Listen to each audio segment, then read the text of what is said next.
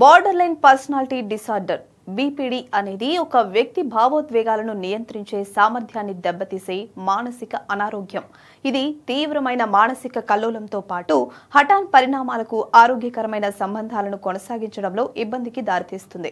ఈ సవాళ్లు వారికి వారే హాని చేసుకోవడం లేదా ఆత్మహత్య చేసుకోవాలి అనే ఆలోచనలకు దారితీస్తాయి.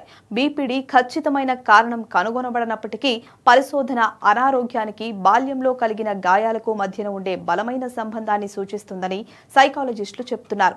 భావోద్వేగ మానసిక సంక్షేమంపై బాల్యంలో మనసుకు కలిగే గాయం అనేది పిల్లల భావోద్వేగ మానసిక సంక్షేమంపై శాశ్వత ప్రభావాలను విడిచిపెట్టే వివిధ ప్రతికూల అనుభవాలతో కూడి ఉంటుంది.